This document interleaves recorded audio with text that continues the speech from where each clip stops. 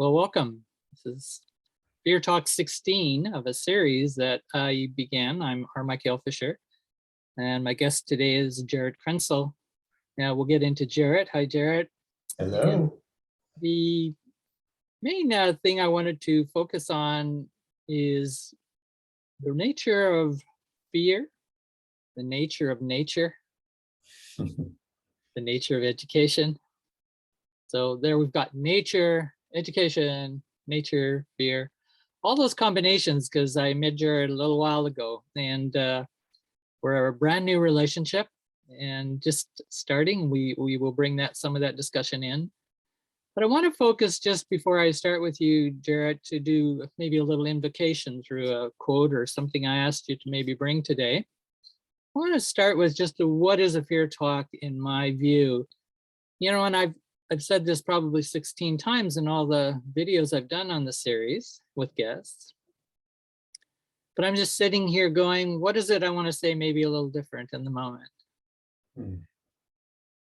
And so if I was a coyote, and Jarrett, I know you're smiling because we've talked about the archetype of the coyote, the symbol and the embodiment of coyote spirit, energy. And I think I would basically say a fear talk is tricky. Why is it tricky? Well, Michael, it is tricky because humans have a weird way that they were raised. They were sort of raised to be in fear a lot, but they don't like to talk about it a lot. So says Coyote. And so at one point, a couple of years ago, I said, I want to make a structure, a format, a place where people can come together and have conversations of a depth and a sort of quiet quality and building. And it can be passionate too, and it can be noisy, and it can even be conflictual if need be.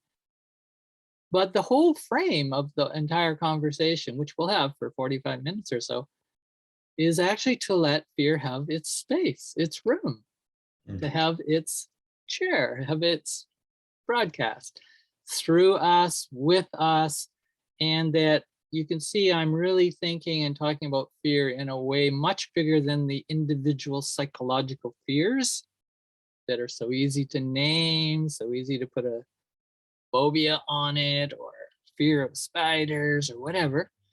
I'm really much more interested, as you say, just in a dialogue on allowing you and I, Jarrett and me, and fear, and Coyote. Welcome to the show, folks. It's not a show, but it is a performance in a way of a couple of us who really are explorers, and that's why I was really attracted to Jarrett. Jarrett is an explorer that we're going to investigate and talk today, Jarrett. And remember, this is not an interview. So that means at any moment in time, Coyote, Jarrett, fear can just come right into the conversation and make its own way and skew things off the way it wants to go. And I don't have to be the one always asking questions, that kind of thing, Jarrett. Does that make sense to you? That makes complete sense. Thank you. Thank you for that warm and welcoming introduction. And thank you for welcoming this space, and that it's not an interview, it's a conversation. And there are 4 members to this conversation: you, myself, Fear, and the Coyote. And I see that. Thank you. Very exciting. So it's as a way for people to get to know you, Jarrett, we'll just start with, I asked you to bring something. Would you share it, give a little context for why you're sharing it, or anything you want? Certainly.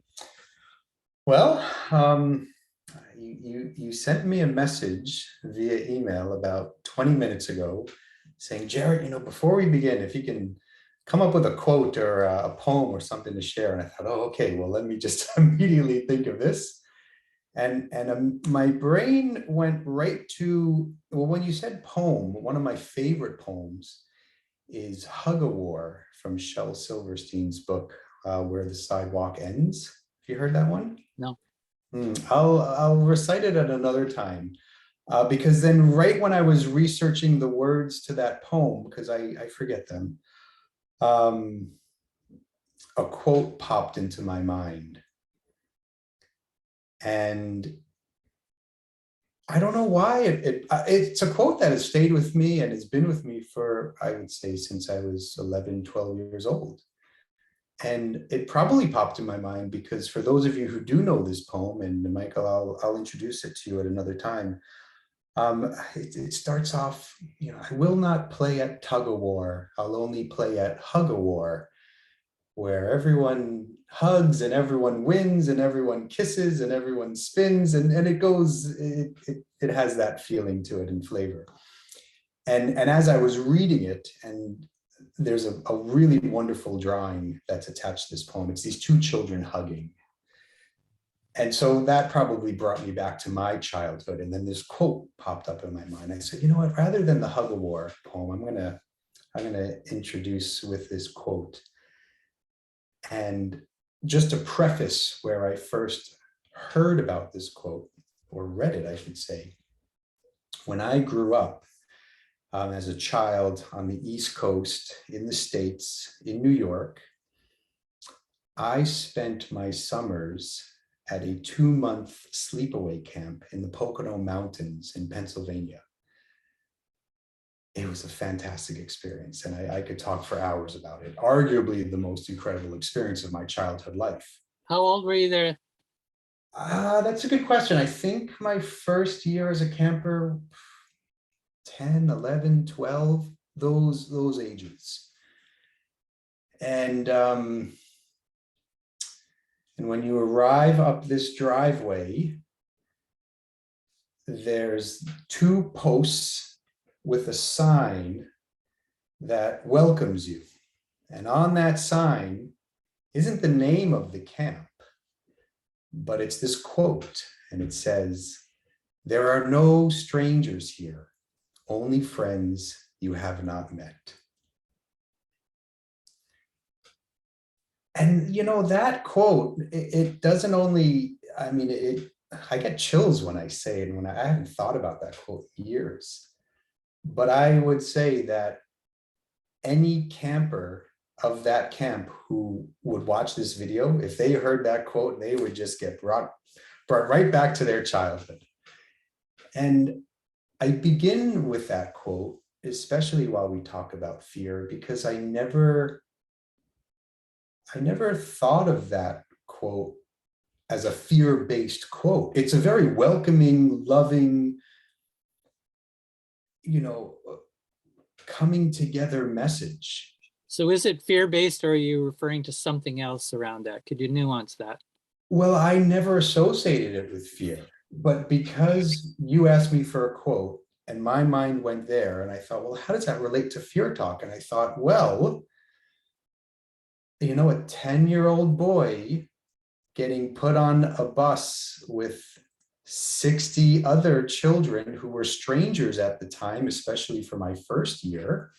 And then you arrive to this place and this sign saying there's no strangers here, only friends you have not met.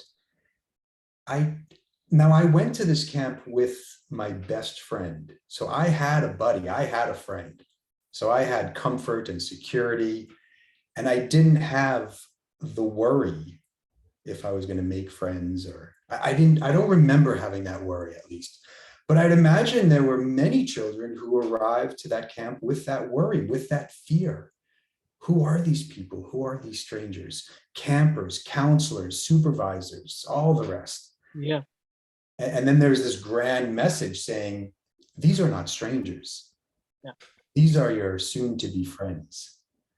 And I wonder, it would be great to talk to a camper who arrived to that camp with fear, with anxiety, with worry and concern. Will I make friends? Will I feel a part of community? Will I feel loved here? Will I feel home here? Because I know at the end of the year, we all felt that.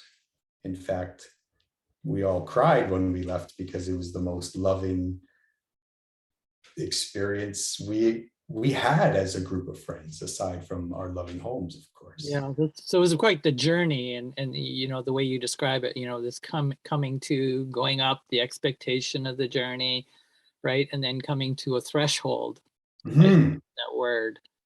where you're now crossing into something. Now, what's intriguing to me, and I'd like you just, if we can reflect a little, is you're coming into, nature in a strong way. I take it the camp was situated in a natural setting, what we could call a nature-based setting. Absolutely. All right. So then you also have this cultural. So we've got the natural and now the cultural words, Mm-hmm. thought, the ideas of humans that are from that natural place, who work there, are committed and connected to nature. And I somehow see those as two fear management systems coming together for fear management. One is nature. It's really good as you work with children in natural settings yourself, and we'll talk about that in the latter part of the video. And then this cultural use of language and symbols and signs. I find that intriguing, and that they're right at this threshold meeting. And so the person, the human, comes along, and you're not only getting the natural possibility for a fear management place that nature provides, and the comfort that that can bring, even though we know it can bring up other stuff too, but you get the cultural fear management system right with it. So whoever was behind the intelligence of that, I think that's a potent combination. Why do you remember it all those years later? Mm-hmm. Any thoughts about those, the combination I'm thinking? Yeah, I mean, my immediate thoughts and feelings go to, there's the natural setting of the camp. There's the mountains and the trees and the lakes, which from where most of us came from, that was foreign landscape. That was foreign land. Most of us grew up in either the cities or suburbia, not rural upbringing. So it was unknown. The mountains, the lakes, the landscape was unknown. We didn't know how to interact with it. We didn't know how to play with it. We didn't know what to do with it. We had to learn through our experience and play. I wouldn't say I was fearful of it, though. I remember it being exciting, and I'm sure somewhere in that excitement there are levels of fear that get you going. The wonder and the unknown, and then the cultural aspect.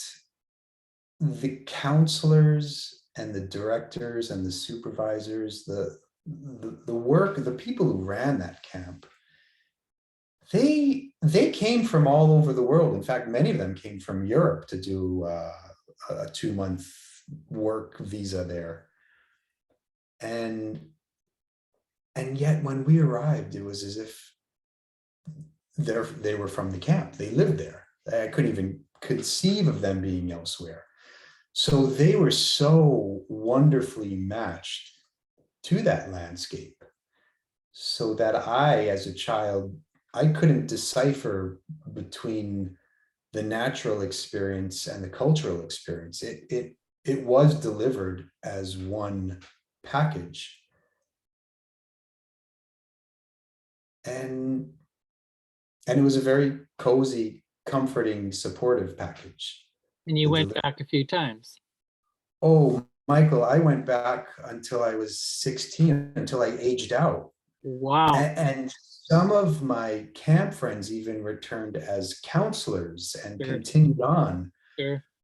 Oh, I mean, that was such a pivotal point in my childhood. And these are camp friends that I'm still deeply in touch with. Okay, yeah. Yeah, so, I bring that quote to this conversation, but I would have to think real deep and hard about times that I felt fear in that experience. Okay. The only time I really like the immediate thing I could think of is we would go on night raids. There was a boys' side and a girls' side. Oh yeah. And we would plan this out, and it was a huge deal because you could get kicked out of camp, or you'd be in huge trouble if the night watch person caught you. And yeah, we'd all dress in black and we'd paint our faces. We were 12 years old and we'd have our flashlights. And we would sneak out of the cabin with the counselors sleeping in there, and we would go to the girl side, and it was just a silly, fun visit. And then we would make our way back. But yeah, that was a fearful journey to cross into that side unsupervised by adults. It was nighttime. But I was with my family, my friends, and so it was kind of like fun fear. It was exciting. Yep. Yeah. I'm thinking of the connection now to your important journey that I want to call the trail. I'm thinking of you as we are continuing our relationship of this metaphor of the trail. And Jarrett, if you could just give us a little background on, it doesn't in any way surprise me if you had that potent experience from, let's just say 10 on, of what you just described, that you would, as a young person, early 20s, make this choice to walk the trail. Can you make some thread connections maybe that might be there? This is fun, eh? Connecting these threads. It is fun. I haven't talked about these things in years. It's great. So the trail. So for those viewers that just for some context here, the trail that Michael is referring to is the Appalachian Trail. It's a 4,000 plus kilometer hike from Georgia to Maine, all along the eastern seaboard of the United States, going through the Appalachian Mountains. You can hike it, people are on there for a day, for a weekend, for a week, for a month. People do the full length, and it typically takes 6 months. And I was one of these, we call ourselves through hikers. And I hiked this entire distance. And so Michael, you're asking me to thread that connection between my camp experience and this trail. And so you're quite a young person still, that making that choice to walk it, I think the motivation. Yeah. Wow. And then if there's a thread with, that what we've just been talking, we'll see. If not, that's fine. I just want to hear the trail. I wonder if just in my, like you're saying, talking, a thread will form. Well, what led me to the trail is a pretty long story. As you know, I've shared parts of it with you. Growing up in suburbia, New York, Long Island,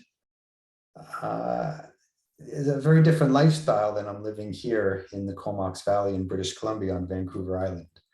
Morally, ethically, culturally, financially, all the LE's word. Mentally, emotionally, physically, spiritually, all of it. And my upbringing, although it was extremely wonderful, I just adore my childhood. I'd go back there in any moment if I could. As I grew older, I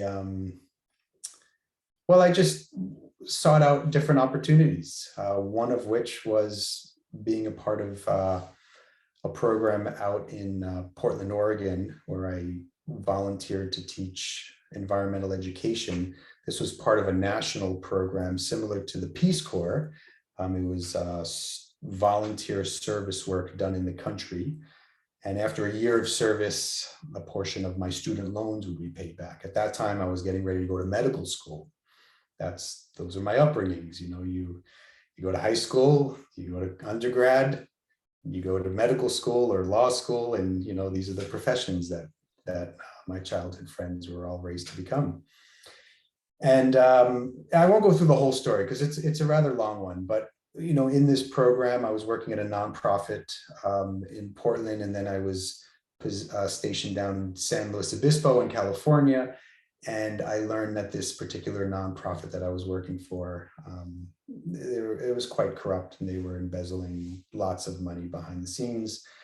And coming from New York, where, it's profit driven and it's consumption and it's all the rest, I was exposed to a culture in Portland, Oregon and San Luis Obispo where I was learning things that were just completely foreign to me, nonprofits, um, organic, recycling, farmers markets, compost, all these things that are like, whoa, what is all this about? And it really resonated deeply within me to then find out that this program that I was working for was in many ways just as corrupt as a lot of what I came from back in New York. And so that was really hard for me. I had a hard time dealing with, I was heartbroken, really. And so I returned to New York to reunite back with my family in my early 20s. And I joined a nature education program on Long Island, teaching team building and group cooperative games and nature education, and just loved it. And ironically, it was like right down the road from where I grew up. I had no idea this place even existed. That's a whole nother story. That's for another talk, Michael. But this was back September 11th, 2001. And as I was getting ready to set up the ropes course, the director screams to us to come in and look what's on the TV. And sure enough, we saw what was on the TV that day. Talk about fear. Holy moly. And, and children were coming in on buses from the cities who had no idea what was going on. Wow. Yeah. 20, 30 miles down the road in the opposite direction because they were coming out to Long Island to us.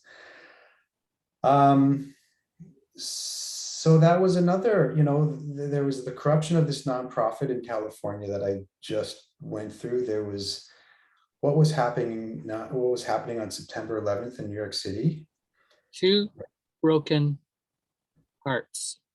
Oh, well, Michael, to be honest, what happened in California, it was beyond breaking. It was my heart shattered with that experience. And when I started to work in New York doing this team building and peace creating work, it didn't mend my heart, but that those shattered pieces just were slowly finding their way back together. Yeah. And then with the World Trade Centers coming down, it's just like, here I am, like trying to teach peace to kids, and you have these adults creating war 30 miles down the road from us. So when I say 2 broken hearts, I mean, one way to think about it is, what happens to love when it's shattered, when it's no longer held, and there's some experience, right, that is severe enough, traumatic enough, that shatters a benign reality that goes with a loving being. Mm-hmm. And that's when mistrust, complete mistrust. So Erik Erikson's theory of emotional affective development, the first stage for development for humans is to negotiate, do I trust the world or do I not trust the world? Oh, I did not. That's the first stage in emotional development. No, I was there as deep. You went through it. Oh, fully. You were challenged because you had this wonderful, you had obviously negotiated as a young child, you were very trusting. And a good family, blah, blah, blah, blah. And then there's a place that comes and you're challenged. Okay, this is a great. Yes. Thank you for spelling that. Yeah, you're right. So the journey to the trail. The journey to the trail. So, then a few months later, President Bush at the time announces we're going to war. And I was just like, okay. I just threw my hands up, and I just remember feeling, along with that mistrust that you're talking about, embarrassment. I was embarrassed to be human. Yeah, that's an interesting feeling combination. It was. And nothing, I had no experience with how to deal with that. I didn't know. Right. You wouldn't.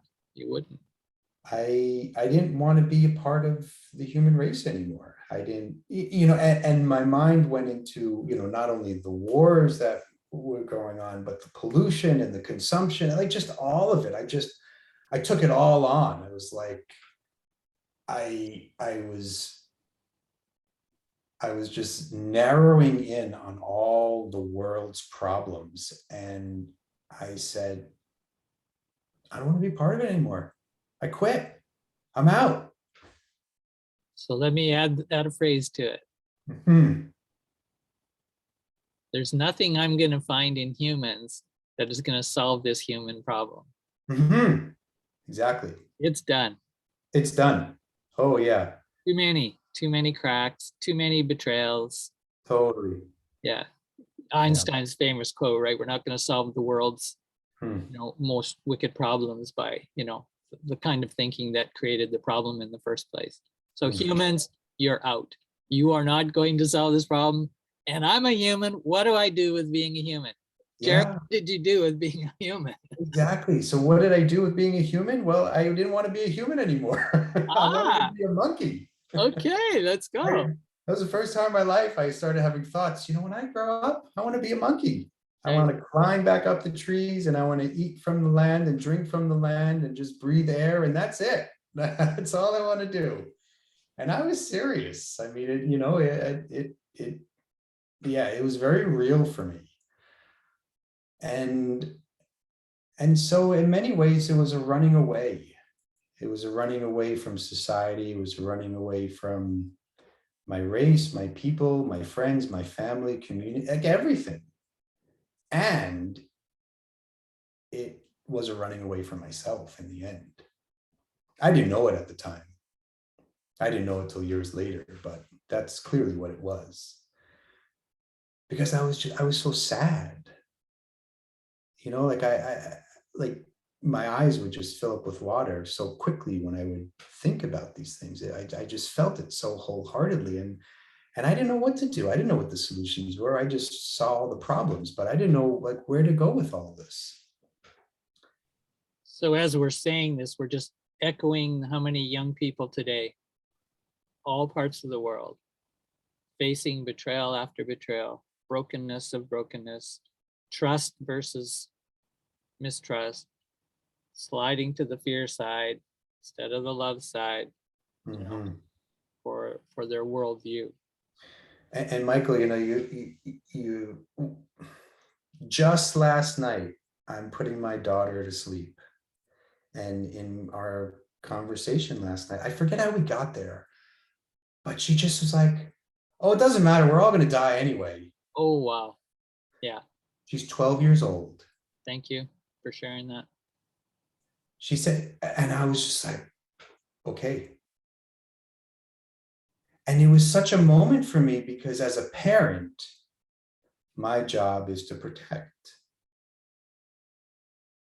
How do I protect that statement? Because for all I know, she's right. So what am I going to do? Lie and say, no, no, no, we're going to be fine. I don't know that. And I don't believe we're going to be fine, to be honest. But yeah, I didn't have those thoughts till I was in my mid-20s. And, and then she's just rattling off, COVID and climate change and war. And, she's like, the world is just going to blow up. And just so matter of fact about it, wow, this is our children speaking. This is a 12-year-old voice. This is where we're at. And she has a lot of nature experience in her upbringing. She does. Yeah, she does. And my wife and I, we're very open and honest about social issues and what's going on in the world. We of course presented age appropriately when we're around our children, but between what they're learning at school and the conversations you're having with friends and the social media and all of it, and and being a part of protests and climate, yeah, gosh, our children are. Greta Thunberg. What's that? Greta Thunberg is the icon of stepping Oh, yeah. out and basically saying the same thing that your daughter said. Yeah. So getting back to the trail, I was ready to check out. I just wanted to This was the beginning of me creating Pink Floyd's wall, between the world and the earth. Ah, This is where I just cut it right in the middle and built this wall, and I just saw it as two totally different things. yeah, You have this earth, you have our planet, and you have this world that we've built upon it. And that's the problem here. It's this world. It's not the earth, it's this world. nice, nice. So I'm going to walk out of this world Yeah. and into the earth. And so living in New York at the time, where was I going to go? I took a Greyhound bus down to Gainesville, Georgia, hitchhiked to Amicalola State Park, made my ascent up the initial trail to the southern terminus of the Appalachian Trail, and I took my first step. What was the sign that was at the top of the trail at your beginning, even if there wasn't a real sign? Oh my goodness, The sign, whoa. just like when you're a little boy, right? You're 10 years old and you come to the sign and you cross the threshold. Love it, you found the thread. Well, there wasn't a sign with words, All right. but the message was as clear as day. It's quite a symbolic sign, in fact, that southern terminus. It's a stone archway. Oh, wow. It's very vortexial. Is that nature built or human built or? Human built. Okay. Yeah, human built. Stone. Stone. Nice. Yeah. Yeah. Oh yeah, it's I can see it right in my mind right now. Yeah, and I remember walking up to it. No, I don't. I don't even remember walking up to it. I don't even remember crossing it. I just remember that first step that I took onto the trail. And as soon as I took that first step, nothing was stopping me. Away I went. 6 months up to Maine. That's nice. So you take a step, Mm-hmm. walking away from, but walking into something. Exactly. And not knowing what I was walking into. I'd never backpacked before. That was my first backpacking experience. Let's do this big. Yeah, go big or go home. Not, I car camped before, right? And uh, I've been day hiking, but I've never fused the two hey, together. I didn't realize that. Yeah, so that was my first experience. I remember going even to the outdoor gear store before that trip, Yeah. and buying a backpack and a sleeping bag and a headlamp and a stove and all these things, and I had it all out of my bed, and I just like marveled at it, and I was like, oh, my life, I'm just gonna simplify it all down to these things, Right. which was a 70-pound backpack when I began the trail. Yo.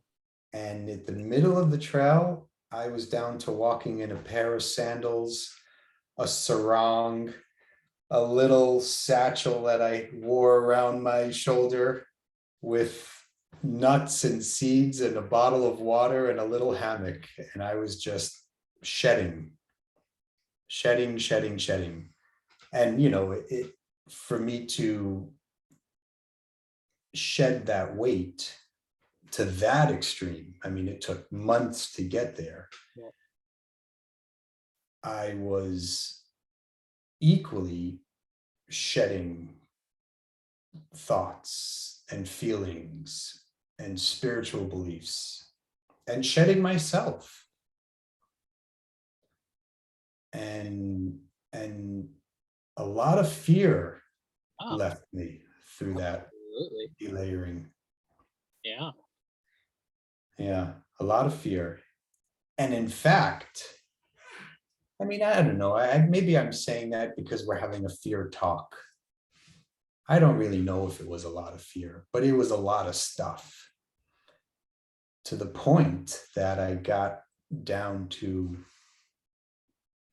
the deepest part that I've ever experienced of myself. I know I can go deeper. I haven't been deeper. So that depth feels like my core, but perhaps there's further to go. I'm sure there is. And I've always said that core just felt like that. It was the camp. It was that.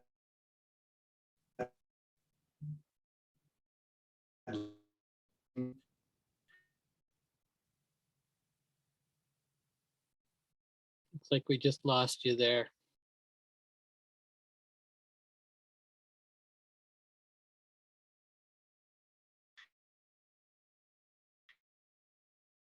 See if it comes back.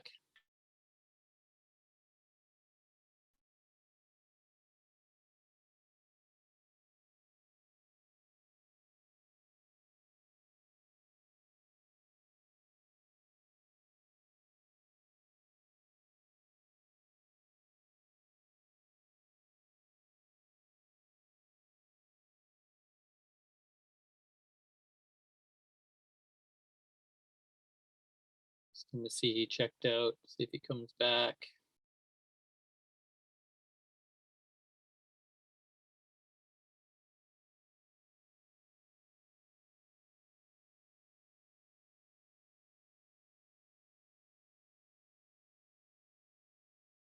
Well, that happens when you're on a journey sometimes.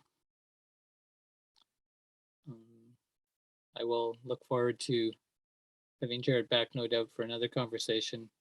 Seems like probably lost him for tonight for some reason, technologically. But thanks for tuning in, folks, for what we did get. And like I say, I'll see if I can do another part B with Jarrett soon. Okay.